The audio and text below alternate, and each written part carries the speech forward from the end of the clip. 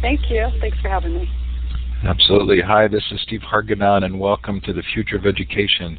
It is Tuesday, November 2nd, 2010, and Vicki Abeles is here, the Director of Race to Nowhere. Vicki, welcome. Thank you, Steve. Did I say your name correctly? Abeles? I think so. You got the Vicki right. I didn't hear Abeles. Oh, good. Hey, you were going to come on before, and your daughter was sick. Is everything better? Oh, yeah. Everything's great. Thank you. I think those of us who've watched the movie feel a little bit like we know your kids and care about them. Thank you. I really appreciate that. And they're doing really well, Steve. Oh, good. Well, we'll get to that.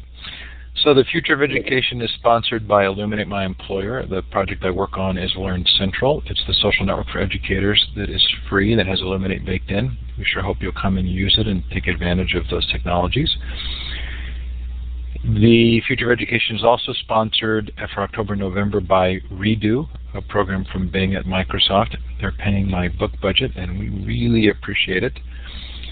And we want to make sure that everybody's aware of the Global Education Conference coming up. It's hard for me not to be super excited about this. 5 days. It looks like we'll have 350 sessions. And if somebody's still hearing the playlist, which it sounds like maybe you are, you may want to log out and log back in again. That shouldn't be happening. 350 sessions.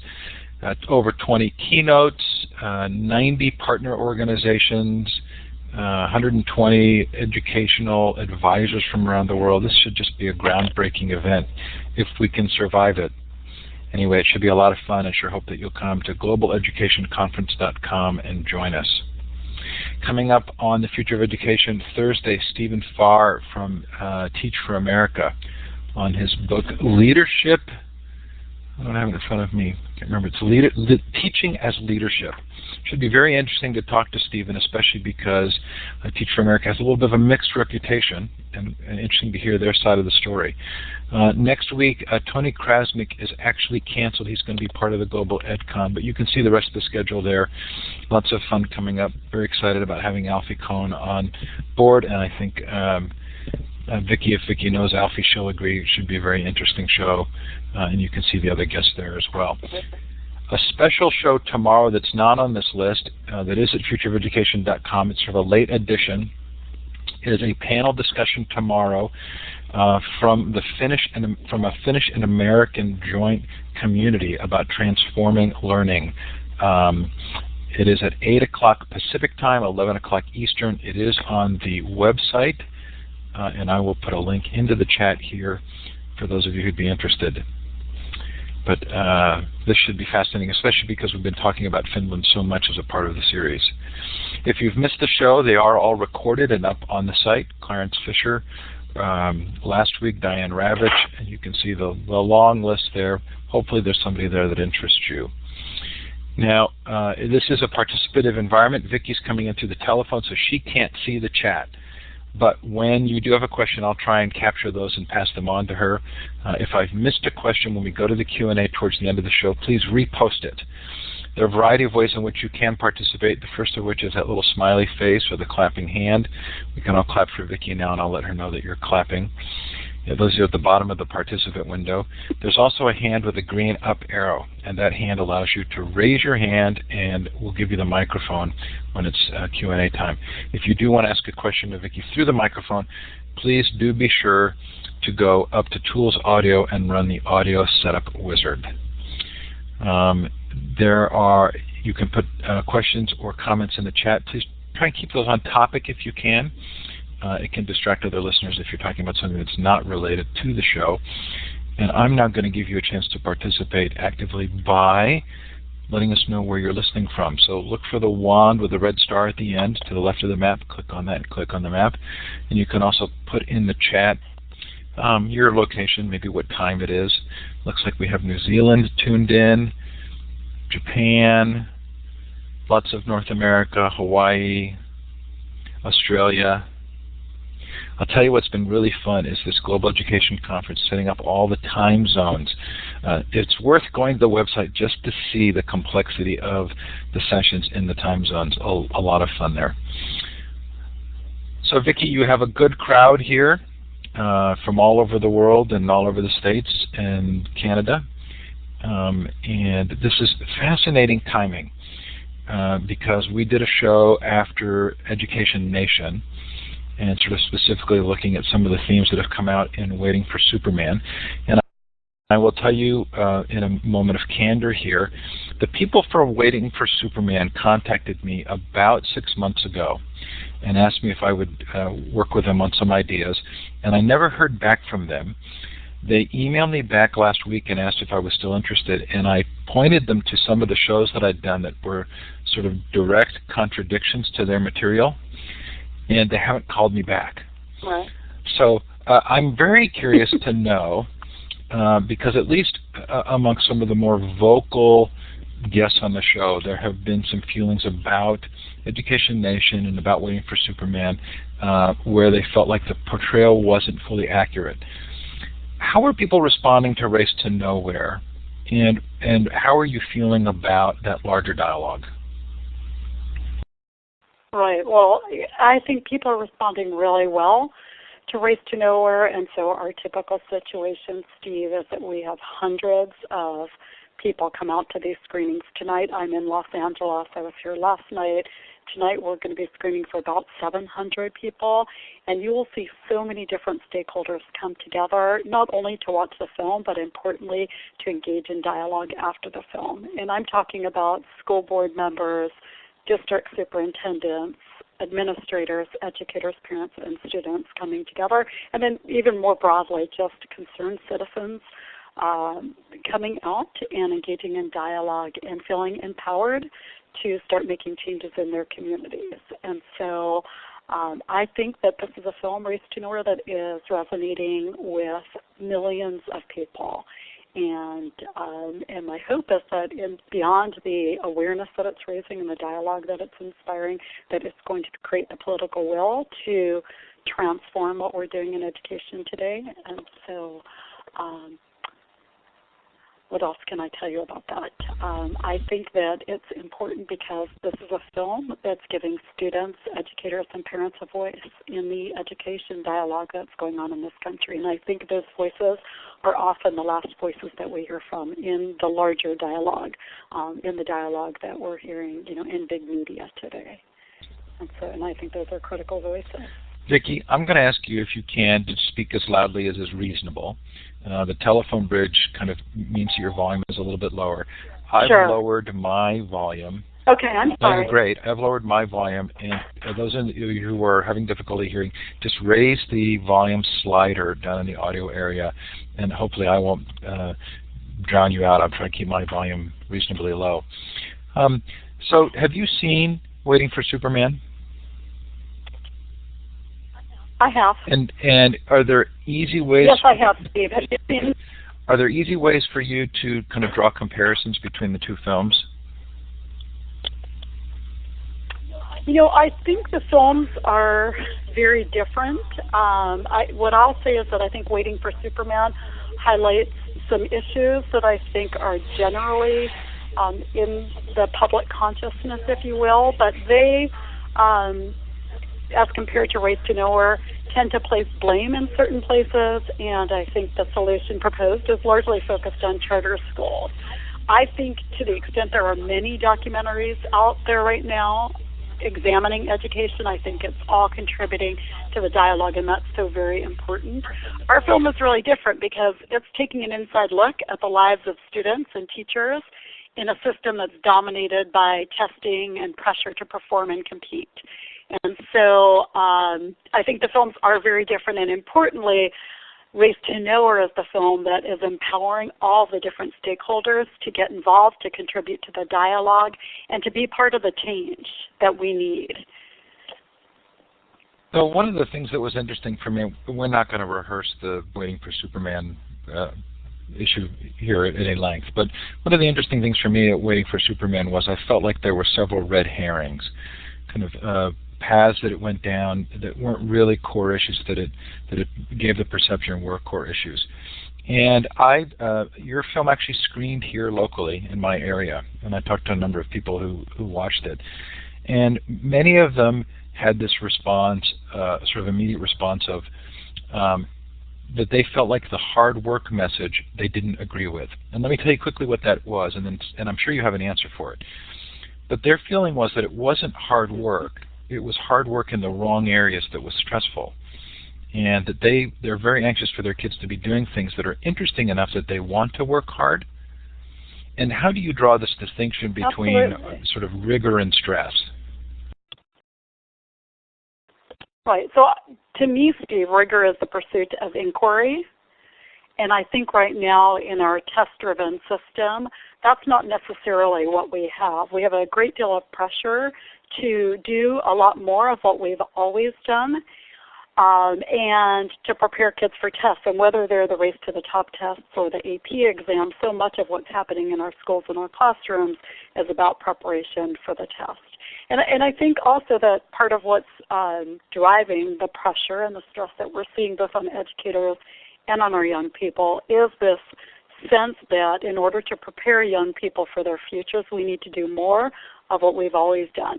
I think that we need to completely transform what we're doing in education today, and so that you have an education system that is in fact developing critical thinkers, problem solvers.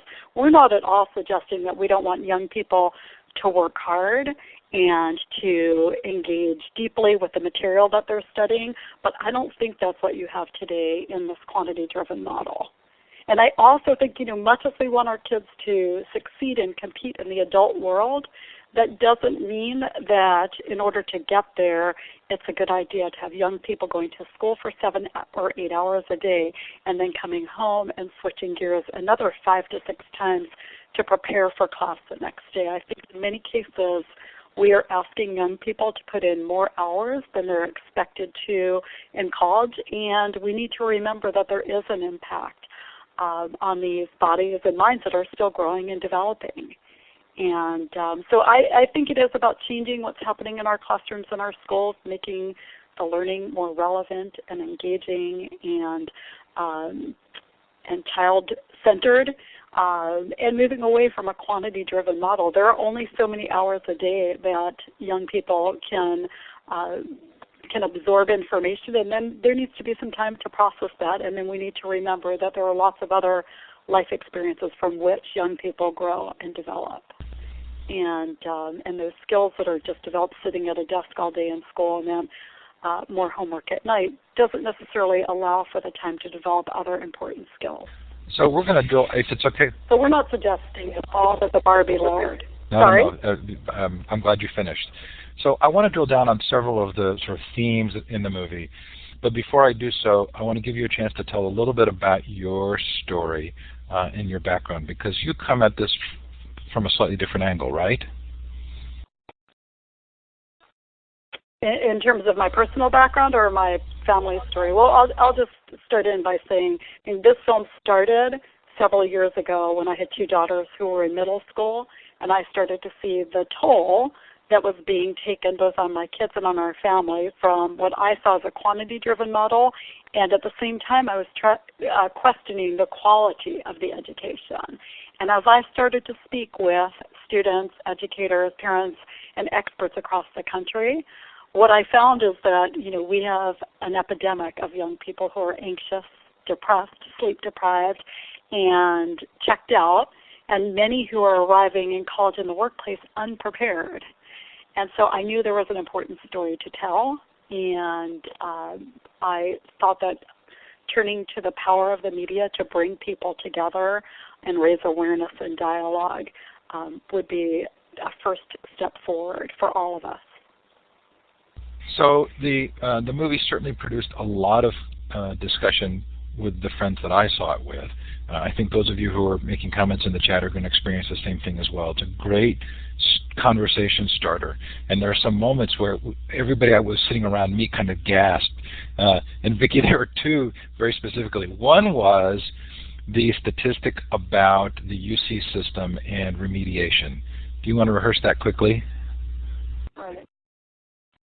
Right. Well, I think the statistic that is shared by Dr. Pope in the film is that roughly 40% of students who arrive in the UC system and the California state system, you have to look at both, are unprepared to do college work and actually have to take remedial classes just to be where they should be as college students. And then someone in the chat has mentioned... And I think that number, Steve, Go ahead. Steve, there's a lot of research out there also, and I don't have it at my fingertips right now, but that number is a number that is being seen nationwide. I think it resonated with a lot of us just because we knew it anecdotally, but to hear it clarified in that way was very good. Someone in the chat has mentioned the statistic about the AP Bio teacher who cut his homework in half and actually saw an increase in the score. And I'd forgotten that, but yes, same response. Right, and one of the reasons for that, I mean, I can't speak specifically to his class and that anecdotal piece of information that he shared, but one of the things that there is a great deal of research both on how the brain works and on the need for sleep and what happens when young people are sleep deprived. And so I think there's been a much greater correlation shown between an adequate night's sleep and test scores than between homework and test scores. And so there are a number of AP classes being taught at different schools that are being taught without any homework, where the young people are in class engaged for that hour of class and where they're not necessarily going home to hours of homework. And by the way, Steve, there are schools, and I'm sure you and your audience are aware of this, that have moved away from the AP program. And that's not to say that they're lowering the bar, but rather, you know, the AP classes are about preparing for a test. And so when you move away from that and you move away from the extrinsic GPA boost that so many kids are receiving as a result of taking this test, then you can really design and develop classes that are intended to develop critical thinking skills, problem-solving skills, and all the skills that our young people are going to need in their future. So the title of the movie seems to come from a quote from the young man who says the words "race to nowhere." Did that resonate so well That's with right. Race to the Top that it was just like it had to be the title, or did you even realize the connection?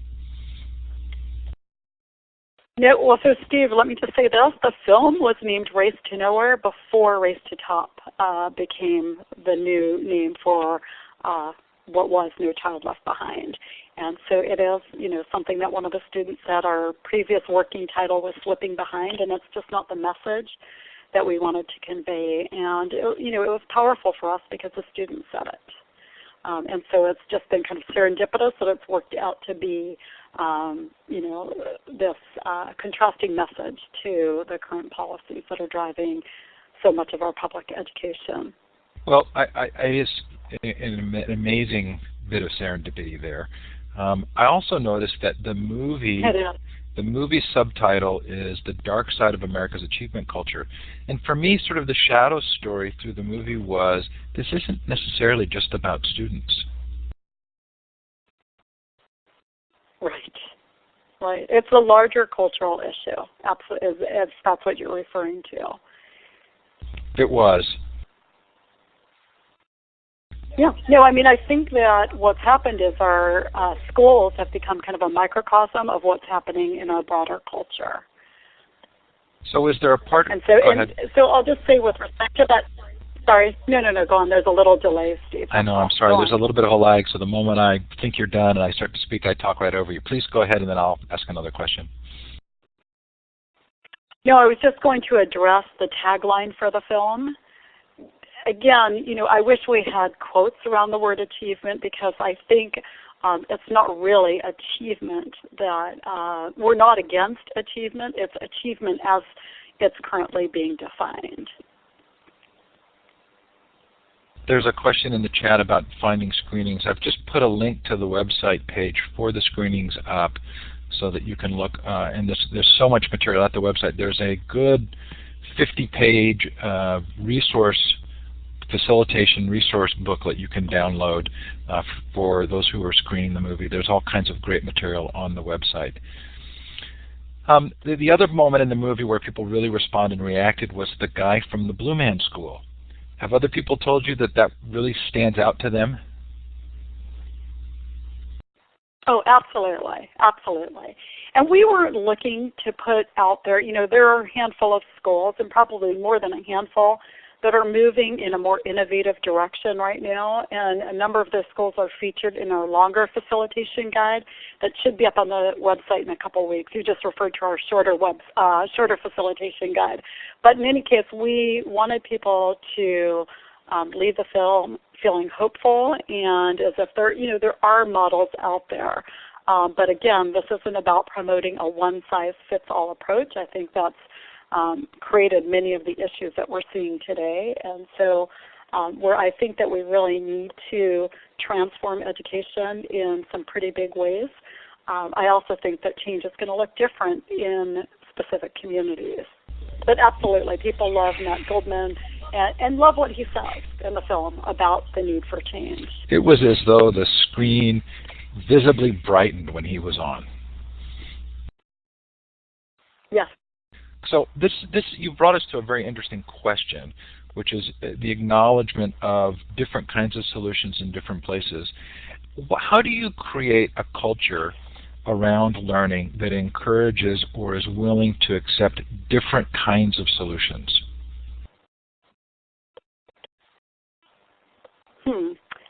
Well, here's what I think. I think we need to embrace an education system, first of all, that where we have equitable funding. Okay, that's the first thing. I think that we need a paradigm shift in all of our schools, and layers of change are needed. We need to decrease the amount of competition that we see in schools. When we talk about competition, that for me implies winners and losers, and that doesn't work in education. It doesn't serve the students, and it doesn't serve any of us to have young people who lose in this, in the education system, right? I think that one way also I think change is going to be different based on the communities, but I think that there are some big picture concepts that work well for all students, right? I think moving away from a test-driven system to one where there's more authentic assessments, where we recognize the developmental needs of children and the individual strengths, and we build on those strengths of individual children. I think there are a number of schools around the country where the actual school day has been restructured, and so not only have they moved to block schedules, but you've got some schools that are entirely project-based and integrated. And so rather than traditional fragmented school day in high school where students are taking 5 to 7 classes, you've got students who maybe are only studying 3 things at a time, and so therefore able to dig deeply. I think that we need to, as a culture, examine teaching as a profession and the way that teachers are developed in this country and compensated, and importantly, how they spend their day. Because unlike so many other professionals in this country, there's very little time for teachers to work with colleagues, to collaborate, to spend time preparing for the classes. They spend so much of their time in the classroom, maybe seeing 5 to 7 different classes a day with 25 to 30 students. There's very little time to develop relationships with students, which I think is also just a key to moving forward in terms of developing students who are engaged in their learning. In any case, I don't know if I've answered your original question, Steve. You did, and it's a tricky issue. And there are lots of notes flying by in the chat. Those who are interested in some of these themes, Jennifer Fox's interview a couple of weeks ago on your child's strengths is probably a good one to listen to in this regard. And I also really think that the Ben Daly interview from High Tech High, as well as the DiMartino and Walk interviews on personalized high schools and the Coalition for Essential Schools, the Ted Sizer material, is going to fit well into these kinds of conversations. So we talked a little bit about the college issue. No, Steve, it's interesting you bring up. Go ahead. Sorry. I was just going to say it's interesting you raise High Tech High. That is one of the schools that's featured in the longer facilitation guide, along with Coalition for Essential Schools, along with it'll come to me, just give me a second, but there are a handful of schools, and ensure that we can all learn a great deal by looking at these models of innovation that are happening in communities across the country. So we watched the film. So you just asked me a No, I question didn't. about I college? didn't. Well, I'm going to go in a different direction just for a moment. We watched the film with some friends who are chartered school proponents. We watched the film with some friends who are homeschoolers and some who are public school parents. And the homeschool parents were the most vocal. And one of the questions that they said they really wanted me to ask you was, did any of this change your perception of homeschooling, if you had a perception? And are you feeling as though some of the reasons that people have homeschooled are now becoming sort of larger national issues? And is that a positive? Well, so I absolutely know that there's a trend in terms of homeschooling and unschooling, and as a parent, I can say that I 100% understand why those who choose to homeschool do it.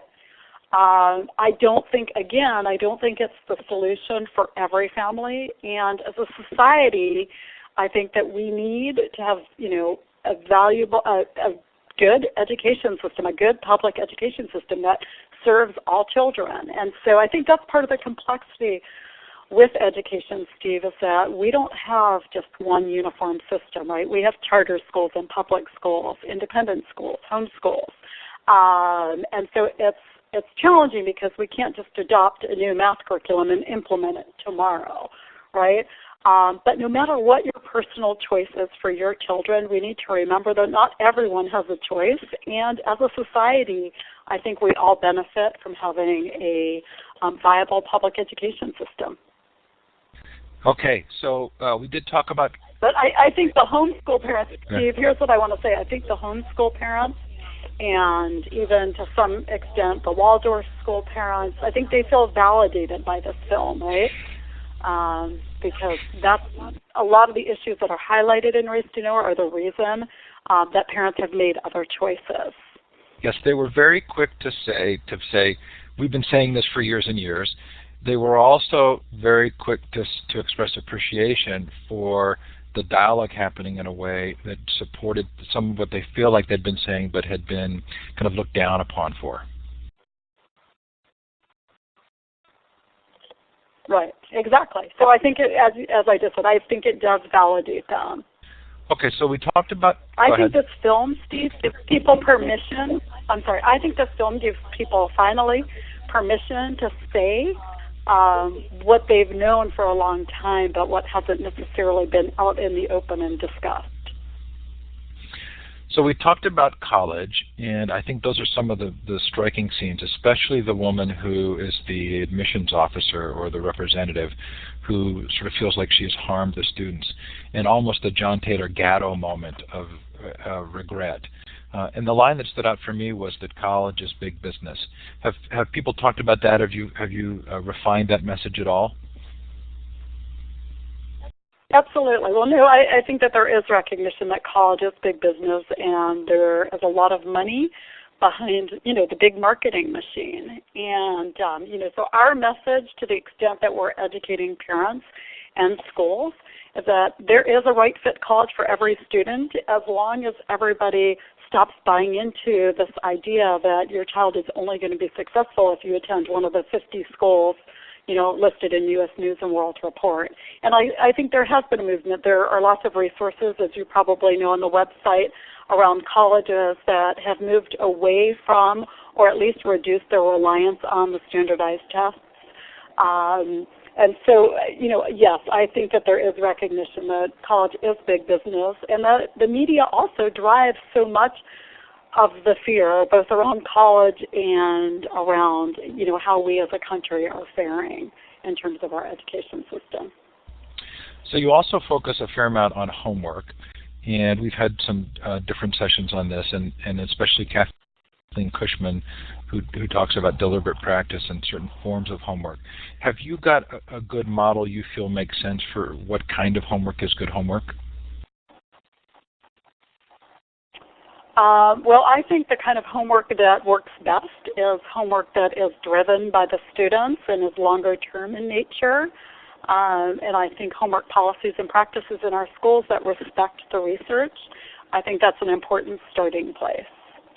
I think we have to ask every time there's a homework assignment, whether it's valuable. Is there some academic or other benefit to the homework? And so again, Steve, it's one of these cases. We're not saying no homework. We're saying the right amount of homework at the right time and make sure that it's meaningful. Yeah, I love that message, and so did the people I watched it with. And I just want to tell your listeners that within that facilitation guide that is on the website, there are about 4 pages dedicated to homework. There have been lots of books written about this. There are some really valuable suggestions for ways that you can approach this in your schools. And certainly if you're having Alfie Conan, he's been talking about this for a long time. And for me, something that I've just reflected on is that as adults, we have a choice at the end of our workday whether to bring work home and continue to work on it. But we're not giving so many young people a choice, and we have to look at the cost of the homework, right? So if homework is assigned in elementary school and it's excessive, at a time when the research is very clear that there's no academic value to the homework, we run the risk of turning kids off to learning in school. And so the outcome doesn't justify the assignment, in my judgment, in elementary school. Well, and there's another tie here because one of the other themes of the movie is cheating. And it feels as though if homework is graded and it's seen as another form of performance, it's probably likely to lead to cheating. And the statistics there were pretty stunning. That's right. And the highest percentage of students who are cheating are the college-bound students.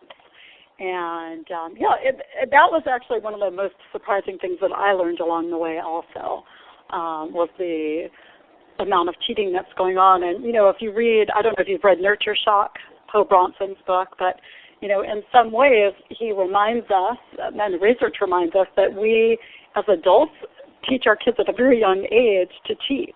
And so if, tying the homework and the cheating together, think about the reading logs that might be assigned in kindergarten when your average 5 or 6-year-old is not capable of maintaining a reading log independently.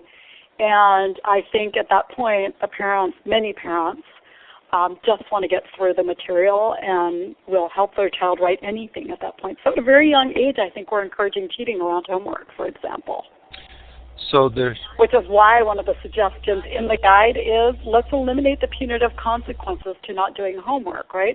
The value in the homework should be the preparation for the next class and the learning that takes place. And that is a natural consequence. If you don't do it, you won't be prepared for the next class, right? You miss out on the learning opportunity rather than that you're just doing it to avoid the punishment. So there's homework, and related to that I felt was cheating. And then there was the theme of drugs and stimulants to be able to get things done. That was kind of stunning to me. And then the counter to that is play. So you spent a fair amount of time on play. Do you want to talk about that? Oh, sure. Well, I think we spent some time on the film in terms of play as well as the importance of downtime for our older children. And just that, play is children's work. It's how they work things out. It's how they make sense of the adult world. And when we take that away, I think not only are there potential health consequences, but we deprive them again of valuable life experience from which they learn. And I would say that, looking ahead to adolescence, and maybe it's not play, but maybe it's just downtime. It's time to process what you've learned that day, time to have other experiences outside of school, and whether that's having a job or doing chores around the house or participating in your community, those are all experiences from which young people grow and learn. And so we have to remember that it's not only learning that takes place at school and sitting at a desk doing homework that's important to young people. There is a moment in the film where you talk about sort of the constant coaching that the kids get. And I've always coached my own kids in soccer. I was never a great soccer player nor a great soccer coach, but for me it was, if somebody needs to do it, I'm going to do it to spend time with my kids. But it always bothered me that parents would yell continuously at their children while they were in the game. telling them every move to make. And I saw this larger parallel when you do this thing on coaching about how they just don't have any time to make their own mistakes or figure things out on their own. That's right. No, that's right. And I think that, the parents are on the sidelines in so many of our kids' activities, whether it's coaching them through the homework or coaching them on the sidelines of a soccer game. And I want to say this is coming from a good place, Steve, right? Everybody wants their kids to succeed, and they feel like they don't have a choice but to support them and to help them find their passion, if you will, and develop their resume at a very young age. And what our film is advocating for is actually the opposite of that. We really want individuals who are independent and creative, and we don't get there by doing their homework, hiring an army of tutors, or standing on the sidelines and telling them every move to make. And you're absolutely right. One of the most important messages I think I'd love to see parents and educators take away from this is we want to give young people room to make mistakes. That's when real learning occurs. And we don't want to raise a generation that believes they need to be perfectionists or that are afraid to make mistakes and take risks. I mean, some of the greatest innovation in this country has come from, lots of trial and error. And right now what we're hearing from industry is that young college graduates are coming in and they want to know the answer. They want to know, how many paragraphs to write. They're not critical thinkers. They're not creative. They're not problem solvers, and they're afraid to make a mistake. Vicki, there's a really sort of lovely thread in the movie as well about family.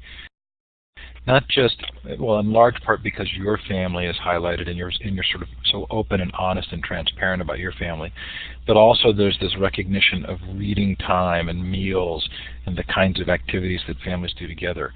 That felt unique to me. Have other people commented to you that they really appreciated that part of the movie? Not necessarily. So you're the first probably that is commenting on that, but I think, there is research that supports what is the number one contributor to academic performance. Actually, having meals together as a family contributes a great deal. In fact, we have some research on that on the website that having more than 5 meals together as a family each week actually have been correlated with better performance in school. And for me, that time is the time when you come together and you're developing a relationship with your kids. You hear about what goes on in one another's day. And so we get so caught up in our 24-hour-a-day, 7-day-a-week lives that we need to be reminded about what's important and how to find some balance. Well, But it's not something that most people comment on. Isn't that interesting? I would have assumed that it was. How did your family react to being so sort of visibly exposed?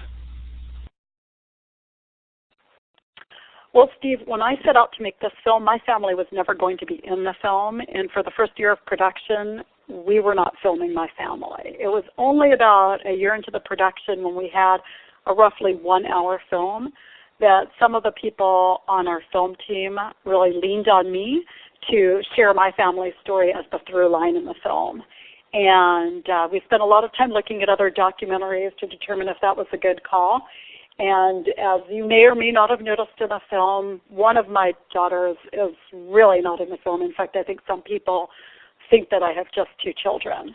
And so she wasn't comfortable. In the beginning, she was comfortable with the cameras, and then as she got a little bit older and in high school, she didn't want the attention. And so far, the rest of my family, everybody's very supportive. Even that daughter who didn't want to be on camera is 100% behind the message of the film. And I hope that continues as a parent. You want to make sure, first and foremost, that you're making good choices on behalf of your children, right, because they're still young people. But I will say, if anything, it's been empowering for all 3 of my kids, and particularly for the one daughter, Jamie, who you saw highlighted in the film.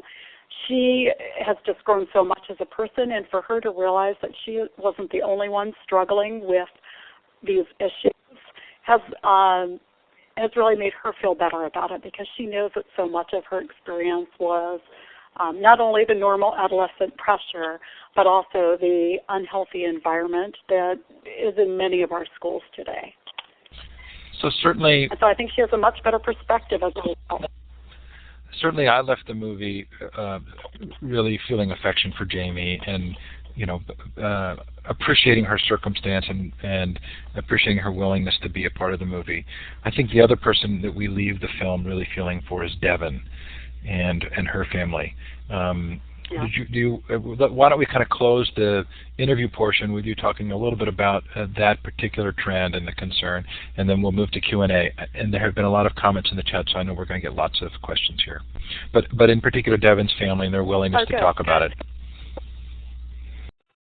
Well, Steve, I just want to thank you for raising that as a question, because I think it's the topic in the film that so many want to avoid, and it's obviously very hard. And I think her family showed great courage and trust in sharing Devin's story.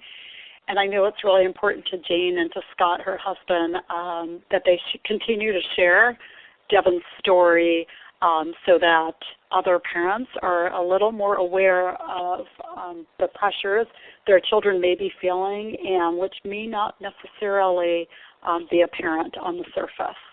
And so I think, as a parent, what I'll say is that suicide is a very complicated issue, but what we do know, and I don't want to hold myself out as an expert on suicide, but what we do know is that depression rates are rising, and that depression can lead to suicide, and suicide rates are rising. And they're rising a great deal, particularly amongst teenage girls, and I think we have to pay attention to that, as Dr. Madeline Levine says in the film.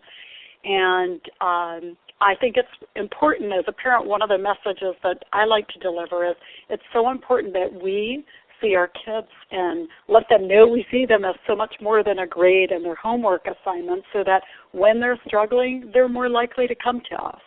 If they believe their value is only in how they last performed, I think when a child is struggling, they may not feel comfortable coming to us as parents. And so I think we have to talk to our kids. I think that's the big message for parents. I think every parent who sees this film can't leave without being impacted by Devin's story. Vicki, thank you so much. We're going to move to Q&A. There have been roughly about 60 live listeners to the show, and we typically get some multiple of that who listen to the recording. But of the 60, this has been a high chat session. It's just flown by. So if you've asked a question in the chat and I missed it, I hope you will post it again. You can also use the hand with the green up arrow to raise your hand and ask a question. Vicki has to leave. We're going to let her go just a couple minutes before 6 o'clock because she has a hard stop. But let's go to Q&A now. The first question I saw, and it wasn't the earliest question, but the one I have seen most recently, Adrian asks, how do we move from talking about this to shifting school and district behavior? Right. So I think that it's important, and this is what one of the things that the film is doing, is bringing people together in the room at the same time. I think it's very important to have all the stakeholders in the room, and then to look around the room, form alliances with one another, and become advocates for change.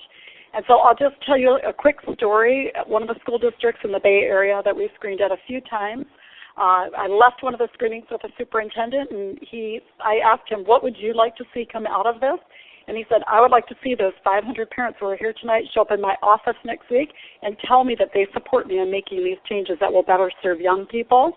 And then just a few weeks ago, the candidates for the school board in that district were having a forum, and many parents and educators turned up to say, have you seen the film and what's your position on these issues? And so I think we have to remember we actually have a lot more power than we realize, and it's much easier for us to work in partnership with our schools. And I think when you bring educators and parents in the room together, everybody finally realizes we're actually all on the same page. We want the same things for children, and it's much easier to move forward. And I also just want to say that it's been very hard for people as well as schools to make changes by themselves. It feels like no one wants to go first. And so this film is having the impact that just last night we screened in Pacific Palisades, and the head of the school got up and said, look, we've got 4 other neighboring schools that have screened the film, and all of us want to make these changes together. It's less scary for a school to go out on a limb and start innovating if their neighboring schools are doing the same. And by the same token, I feel that applies to parents as well. It feels like you're going, taking a big risk to be the only one that steps off this treadmill. But when you're in a community and you look around the room and you find that there's actually a silent majority wanting to make these changes, it's much easier, and you feel more supported. So there are questions in the chat about screenings. What would someone do if they wanted to set up a screening? So right now, the best thing that I can tell people for screenings is to contact our office. There's a form on the website, and we are doing the very best that we can to bring this film to every community where there is interest. There are also some large distributors that are now reaching out to us, and so we're looking for ways to be very efficient and to add staff to our office so that we can be responsive. The goal is to bring communities nationwide together to see the film and then use that guide that you referenced, Steve, to engage in the dialogue and to create a process towards change. So I put a link to the screening form in the chat for those who are interested, and they can click on it. Deb asks, what's next for Vicki? So what's next is, my passion is around this cause, and so we are still engaged in some production on the film. We just cut an op-ed, a video op-ed piece for the New York Times. We're hoping they put it up. It's an op-ed piece on the missing voices in the education dialogue in this country, and basically represents educators and education experts as well as parents and students. And so right now I'm very much focused on this film and getting it out to the widest possible audience. And then what will be next after this is another film. So if you have a question for Vicki, you can raise your hand with the hand and the green up arrow, that icon at the bottom of your participant window. If you've put a question in the chat and I didn't see it, and there has been so much that it would be easy for me to miss it, I hope that you'll post it there again. Have you seen any specific sort of tangible ways, Vicki, that communities facilitate the dialogue when they get together? Are there certain things that they can do right off the bat that help to kind of bring the barriers down a little? Well, I think it's important when schools screen the film to set up a safe environment where everybody's voice is welcome, and where someone who's facilitating sets up the evening in such a way that everybody knows we're not solving this tonight. This has been a long time in making, but that we are committed to the process for change. And some of the things don't have to be year-long dialogues, right? We need to remember these are children, and there are many educators in this country who know what it takes to provide a meaningful, relevant education, and one that honors the whole child. So it's not something that requires technology to solve. Rather, I think political will. And so what I'd say works best in these dialogues is not to have a panel that is going to speak at the audience, but really you want to hear from the greatest number of people in your community. And then what you find most of the time is that everyone really is on the same page, and that everybody finds a place of connection in this film. So I'm going to make a little bit of a call here. We're not getting any more questions in the chat, although there's still a lot of dialogue. And I'm thinking that you might actually appreciate having a 10-minute break before you have to leave at 6 o'clock. So I think I'd like to finish. I really want to stay in touch with you. I think you probably don't have any idea of just how much what you're talking about resonates with the interview series that we've done. And we've had Sir Ken Robinson on, and Dan Pink, and Seth Godin, and a variety of people who are giving messages very similar to yours. So I'm going to reach out to you and try and stay in touch, and hope that we can find other ways to support and engage with what you're doing. And the final question that people are asking is there any way this is going to be online? Those who are in different countries who are not able to see it. Yeah, I don't foresee that right now. That may come up in the future, but here's what I want to say about that. I'm very protective of the young people who are in this film who shared their stories, my daughter included, Devin's mother included. And I think it's much more powerful seen in a community setting and then down the road on DVD in your home. I don't think it will be something that will ever make downloadable on the internet. But, time will tell on that front. I would like to say to your international listeners, we have requests from about 30 different countries We are scheduled to screen in Shanghai, in Singapore, in New Delhi, in Canada. And so what we're seeing is a larger global issue. And so the film will absolutely be accessible. We've translated it in both Spanish and Mandarin. And as there's demand in other countries, we're absolutely open to translating in additional languages. And I just want to say to you, Steve, because you raised some of the other experts in this area, like Sir Ken Robinson and Daniel Pink, I think it's so important, and what I'm hoping comes out of this film is that all of the experts who have been speaking about these issues for the last 10 to 30 years start coming together, because I think together we're much more powerful. Right, and then, obviously including the parents and the educators and the students in that dialogue. And I think that's what it's going to take. People like Diane Ravitch, who you said you had on the show last week. We need to all work together to bring about the changes that all of the people you've mentioned are advocating for. Well, I have some ideas, but we're going to let you go. So there's a lot of thanks going on in the. Thank you, Steve. We're getting a lot of thanks in the chat room. There are people clapping. You can't see any of this, but it's greatly appreciated. You take the rest of this time to do whatever you need to do. We appreciate your coming, and we'll let you go. Okay, Steve. I'm just going to leave you with one parting thought for your audience, and this is a very small thing. I don't know it sounds like you're using the social media. We are trying very hard to get people to take action, right? Everybody wants to know what can they do. I think the very first thing that everyone can do that is quite low impact is to go to our Facebook page and like it. I think if we can get hundreds of thousands, if not millions there, it goes to showing that there's strength in numbers desiring these kinds of changes. And I think from there we can start influencing policies, both in our communities as well as at the state and national level. And I know it's a very small thing, and somebody today that was at a screening asked me to go into more detail about the Facebook issue, and I just think, look, at our president was elected largely because he used these social media tools that are so readily available and easy to access. So I would just encourage all of your listeners, if you found this film or this conversation somewhat meaningful, to take a look at the trailer. Join us on Facebook. There's always a conversation there. Join us on Twitter and help spread the word, because I think that's what it's going to take. There's safety in numbers. Thank you, Vicki. Jackie put the link up to Facebook. You, we're all going to go there. Have a great evening. Thanks, everyone. Take care. You too. Thanks. Thank you. Okay, thanks, everybody. I hope you feel okay about me letting her go early. I thought that was really wonderful to hear from her, and I'm sure we made a difference for her by giving her a few minutes more. I've pulled up, if you haven't seen the movie, I know it's hard to indicate that you like it, but if you did like what Vicki had to say, I'm sure she would really appreciate the support. Thanks for coming tonight. Thanks to Illuminate and to Learn Central.